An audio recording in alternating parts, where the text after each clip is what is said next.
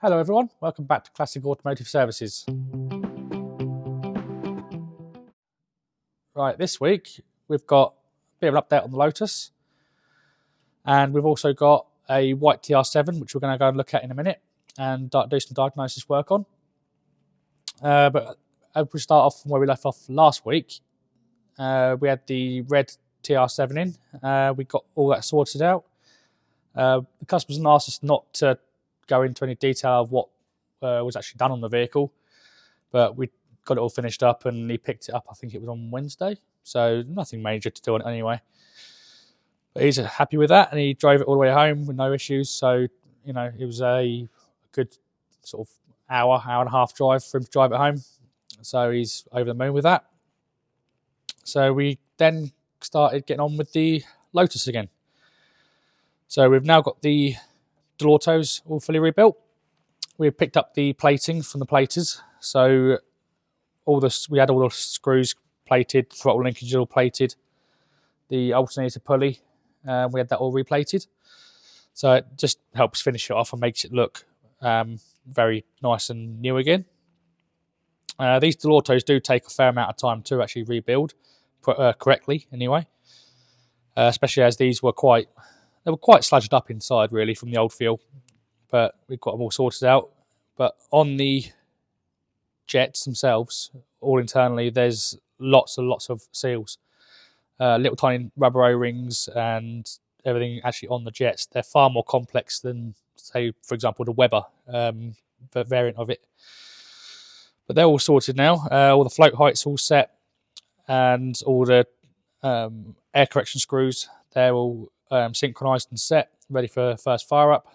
So they were all a little bit different.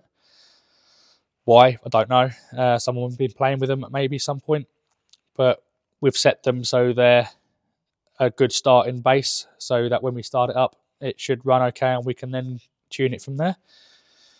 We've now also got the distributor fitted, as we had the distributor clamp plated as well. We've got the engine mount brackets on the engine, and it's pretty much ready to go back in. We are waiting for some new Thackeray washers for the dual autos, as it only had 4 on it and it should have 8, as it only had the 4 bottom ones on. And on the tops, what looked like little rubber bobbins, they weren't. All they were was some pieces of little rubber hose that someone pushed on and then tried to use that to sort of mount it with. So we've got the correct Thackeray washers on their way, and we're also waiting for new engine mounts. We've ordered them from Lotus themselves, as I'm not quite sure on the quality of the aftermarket ones. So we're waiting for them to arrive, but as it's bank holiday, they're probably not going to be here till Tuesday now. I was hoping they were going to be here on Thursday, but they didn't turn up. So, you know, they'll put it on snail mail, so they'll be hopefully here on Tuesday. We can then start thinking about getting this back in the car, as we've now got the gearbox cleaned up, ready to go back in as well. So we've cleaned up all the gearbox. I've removed the brake disc, given them a good clean up, as they were quite rusty, and given them a light coat of heat-proof paint on the bits that obviously not on the braking surface. So they'll hopefully stay looking nice and fresh for a long time. We've given it a good clean up, made sure the breather lines are all clear and free flowing. The last thing I've got to do on the gearbox is just fit the clutch release arm. So I've got to give that a clean up and paint the part that comes out here, because that's in bare metal at the moment. So we can get that done Monday and reassembled, and this is all ready to go back into the car. So that's where we're up to with it. So it will be back in next week now, as long as the engine mounts arrive. So yeah, next week hopefully it'll be back in the car, looking all nice and spectacular, and possibly even back up and running. We'll go on to the white TR7. So we're going to have a look around it in just a second and do some diagnosis work on it. It is actually quite a nice, tidy little car. It's also a very, I say very rare, it's quite a rare little car, as it's a coupe. It's made at Speak. It's quite an early Speak car, as it hasn't actually got rear fog lights either. It's not even got the switch for the rear fog lights. But not only that, it's also an original 5-speed car, which A common misconception with the TR7s is that all the early cars are 4-speed. They weren't. You could have 5-speed as well, and that is one of them. But what it's in for is suspected head gasket failure. It's only got 39,000 miles on the clock from new, but I have run it, and the chances I'm 99% sure the head gasket has gone. But we're going to do some diagnostic tests and just confirm it before we actually go ripping it apart. So what the symptoms it's got is when you start it up, it's running rough. First of all, you can hear it's low on compression on one cylinder when you crank it over. When it fires up, instantly it's plumes of steam and smoke out the exhaust. I've actually got a little video clip of it we'll put at the end of it running, as chances are we won't be running it today. Plumes of steam and smoke out the exhaust, and it's pretty much pressurising the water system as soon as you start running it. So it's pretty conclusive as head gasket, but with the tests that we're going to do, we'll 100% confirm it. So what we'll do is I'll get the compressor fired up, and we're going to need that for one of the tests, and we'll get set up and we'll do some diagnostic work on it. Right, we're going to start doing some diagnostics on the white TR7. So we'll have a little bit around the car in a minute.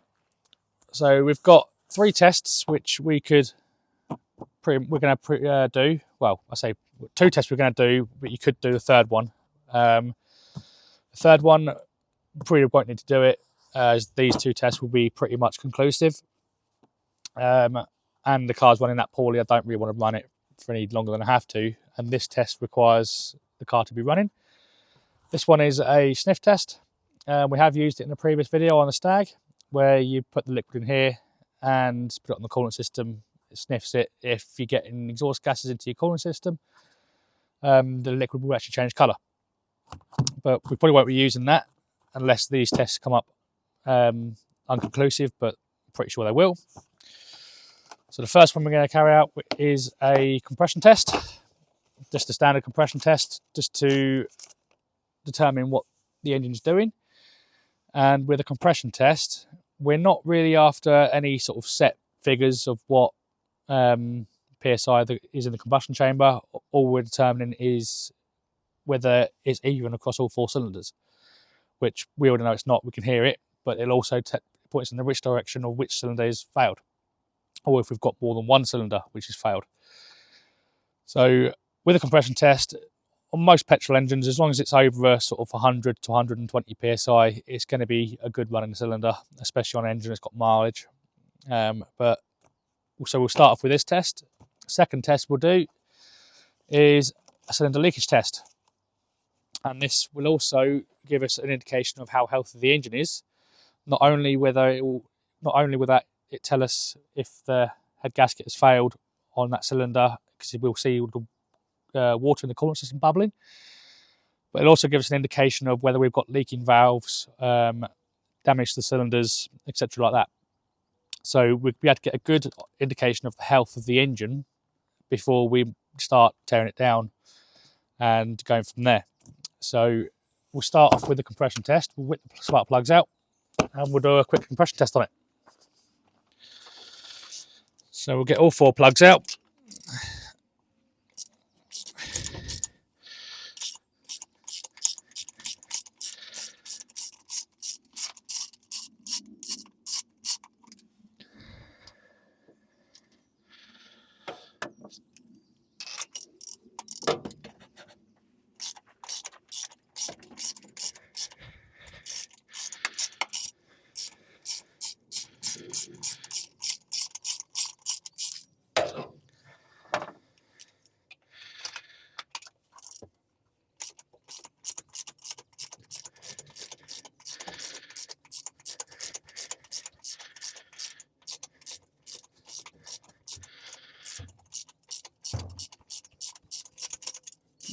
I've got 3. Come on, there you come.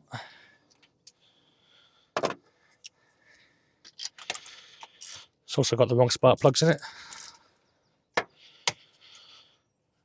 Yeah, not the right heat range either.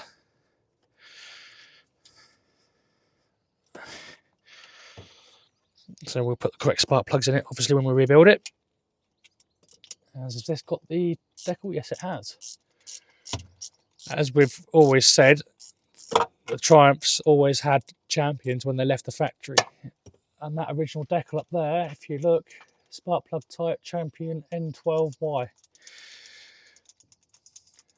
So that's what will be going back in it. Right, this plugs out. Put that down there, I'm not going to need it. So we want to, let's call them this, is it on the firewall? Yeah.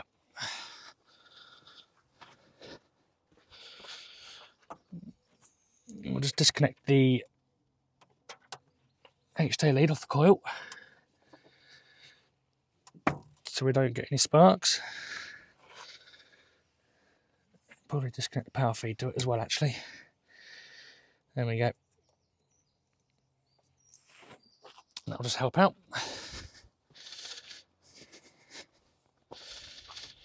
So let's put the compression tester in cylinder 1, see what we get.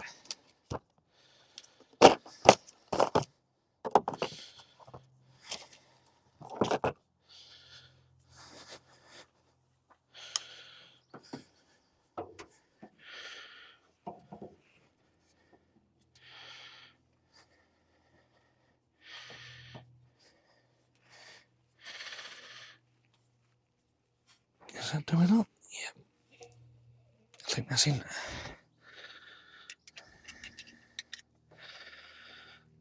So if I put that on there. So we'll open the throttles and we'll crank it a few turns and see what we got on that cylinder. Right. You can look, point at the gauge if you want. Oh, can't reach the keys on the left, right hand side. I'll get the key first.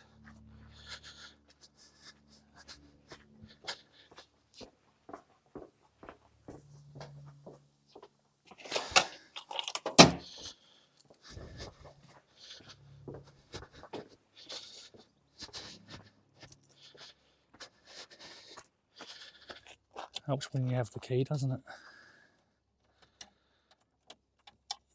Come on, go in the ignition, will you? There we go. Alright, throttle's open.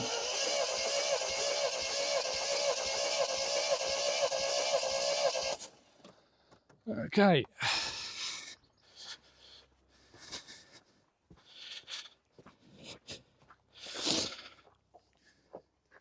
Ooh. 60 psi.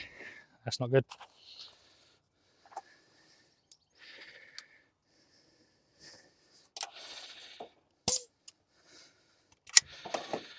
Let's try next one.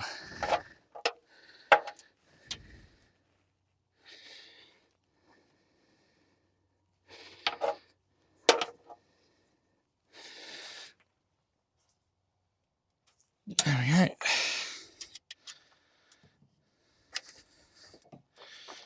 Zeroed. Let's try that one.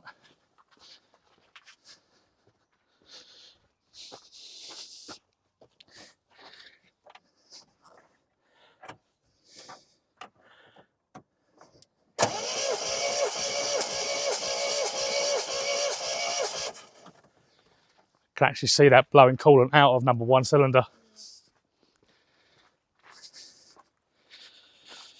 Because on number 2, that's a lot better, 145. 145. Yeah, you can actually see it chucking coolant out on number 1 when we crank it, can't you? But we'll check the rest of them and do the tests because we want to make sure the engine is actually healthy to start with before we start doing anything to it. It should be on. It should be okay on 39,000 miles. But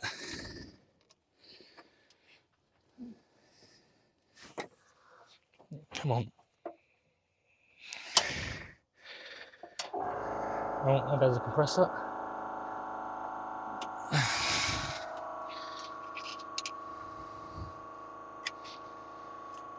Let's have a look at this one.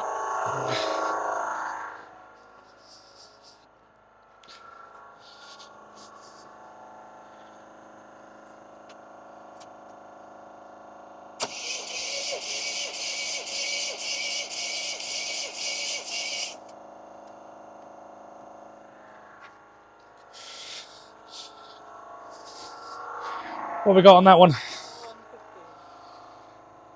150, probably 155. That's quite high. It's actually pretty good for one of those.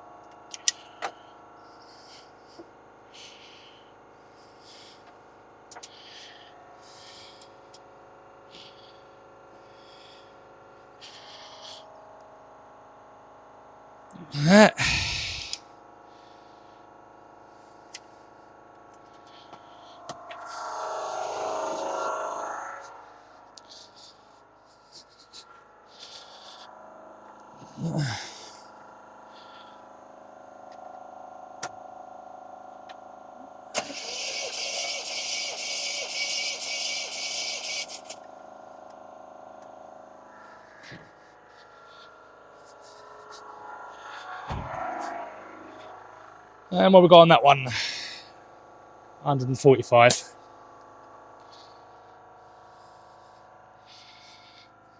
$145. So obviously we've got an issue with cylinder 1. So with a compression test, you're after no more than about 5% variation between the cylinders. If you've got more than 5% variation on the cylinders, there's something the engine's not happy with. But cylinders 2, 3 and 4 are actually pretty good. So the issue is obviously cylinder 1. But we will do the cylinder leakage test. To make sure it's not got any issues with valves and that on the rest of the cylinders, which I don't think it will have looking at the figures.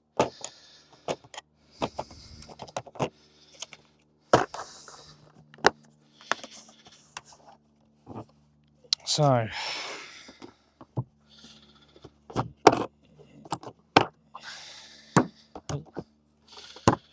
right. The way a cylinder leakage test works, it's quite a simple piece of kit. What we'll do is we'll plug it in.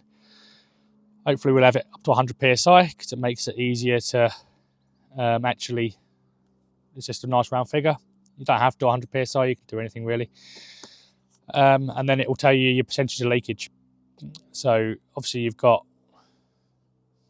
different colours. So you've got your green, yellow and red. And with how low the compression is on this, I'm expecting it to be way down towards the red on that cylinder, number 1.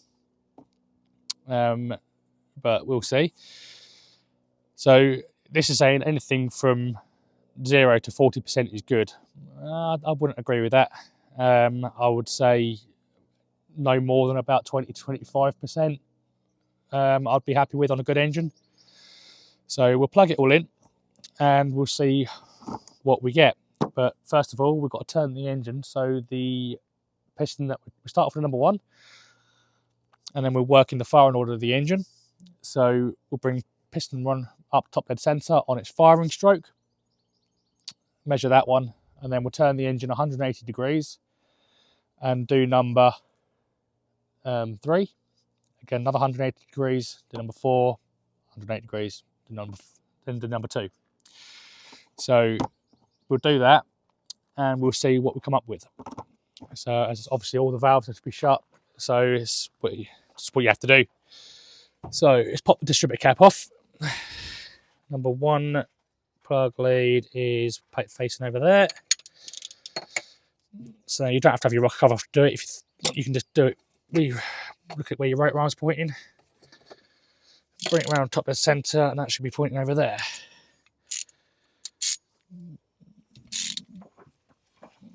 If I can get my ratchet in there. Just can't see my timing mark though. Yeah.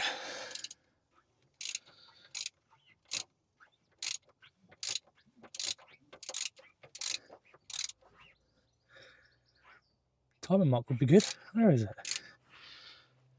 think I've just gone past. Go around again.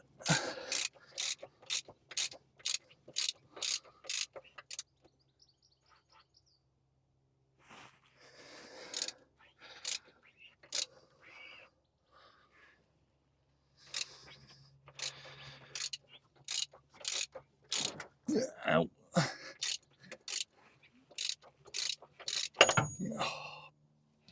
Come around there and have a look. I can't see what I'm doing.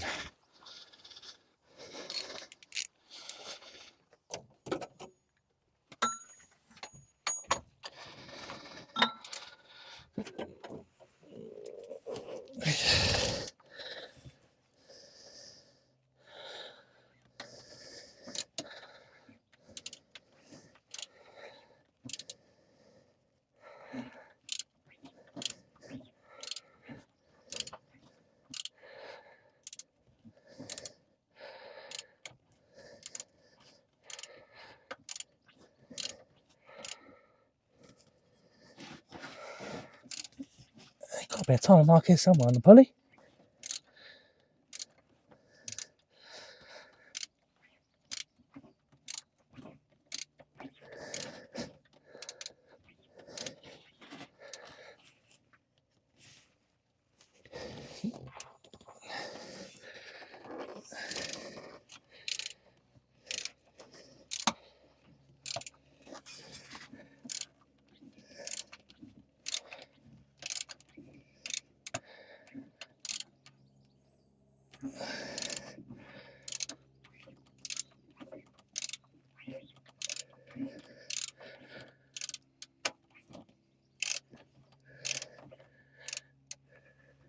Is that it there? Yeah. I found it. It's covered in muck and dirt. So you can't see it. Right. Is that right? I'm putting, yeah, point number 1. Right. That is TDC on number 1.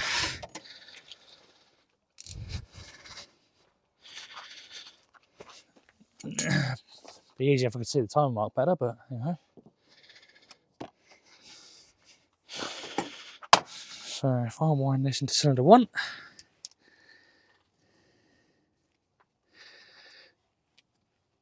make sure that's tight. If I pop the cap off so we can hear if it's going into the combustion, going to the sump or not, and we'll pop that off so we can look into that.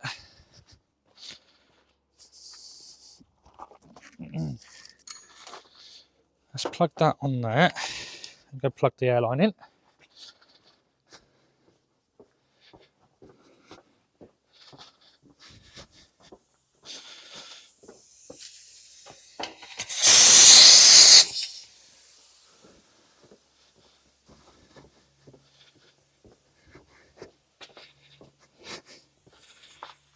Okay, we'll set the PSI.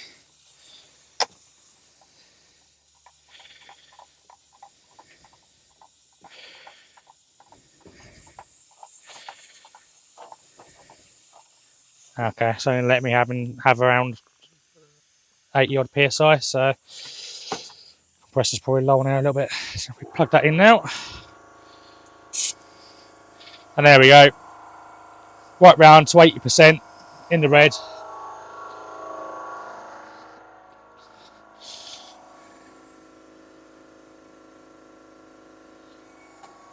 A few little bubbles in there. Putting pressure in the water system. What about to say it?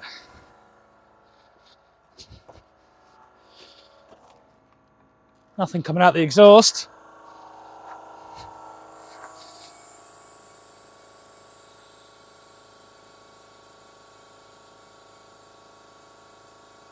Tiniest little bit of vacuum in there, but 80% not good.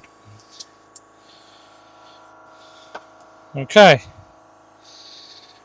we'll turn the engine 180 degrees to cylinder 3.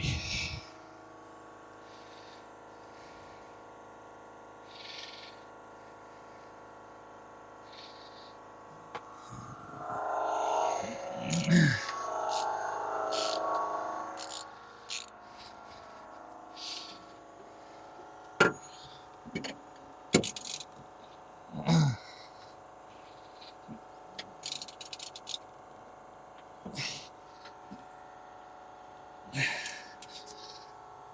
about there, I reckon.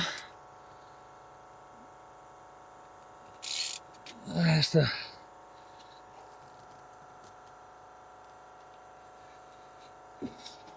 Is that mark there?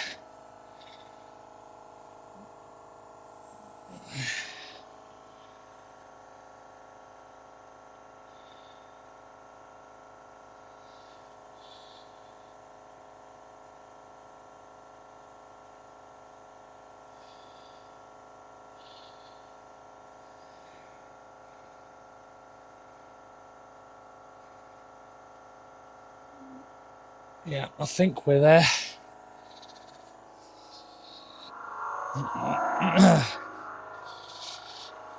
So look, we'll let the compressor do its thing first. As it's coming up to 100 now.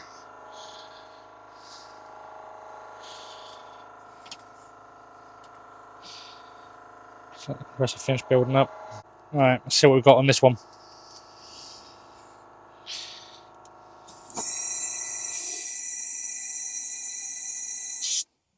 I didn't have the engine in the right place when it turned.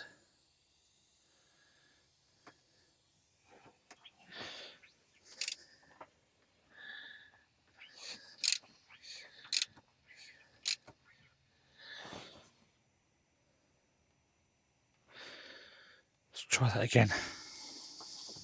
Is it going to turn it or is it going to be right? Still trying to turn it backwards. There we are. And she's good. Less than 20% on that cylinder, which means it's perfectly healthy. Really good pressure holding. So we'll bring it round and do number 4.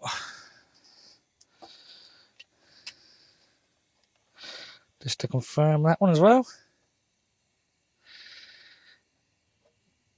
Okay, let's bring it round. That one's easy to do because I've only got one timer mark back up again.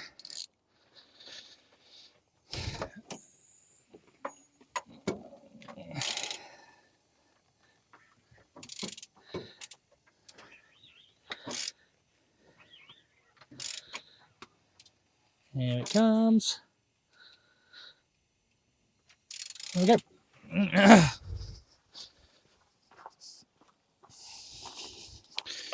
So let's have a look what number 4 does. Number 4 is even better. It's right down there. I'm supposed to be writing these down. So number 1 was 75%. 2 was about 20, wasn't it? We haven't done 20. Sorry, we haven't done 2, have we? I'm in the second time, so 20. And then number 4, that is down at 10%, which is exceptional.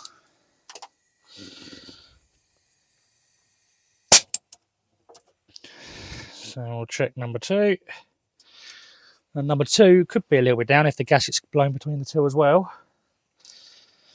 But I doubt it looking at the PSI on the compression test. So we'll turn the engine.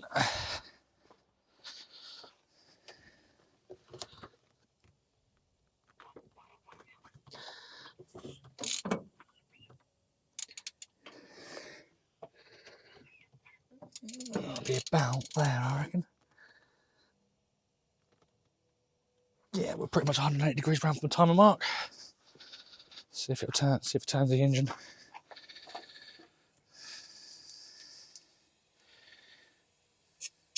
Yeah, it turned the engine. It weren't quite far enough.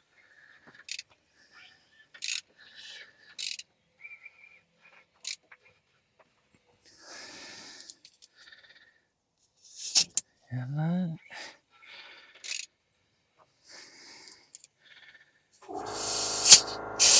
We're there now. And I'd say we've got about 15% on that one. So that's pretty good.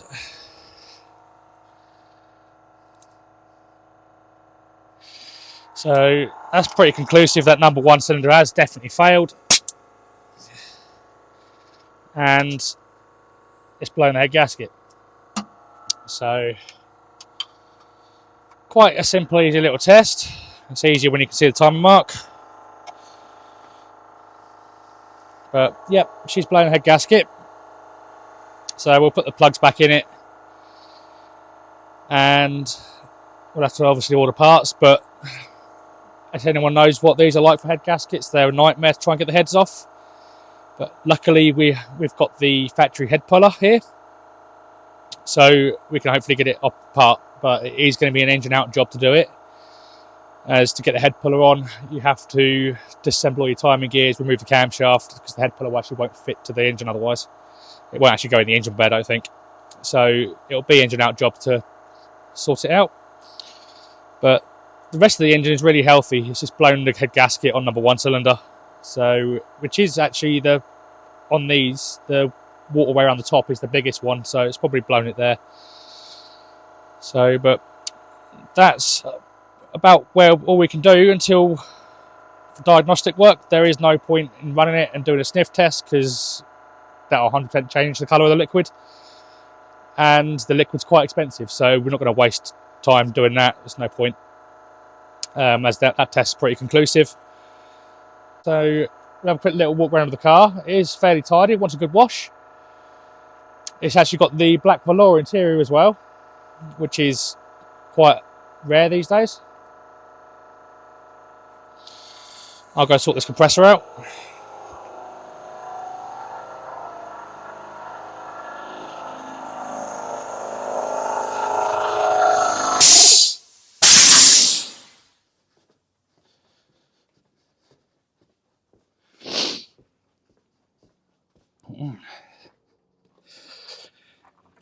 So, as you can see, it is a very tidy little car.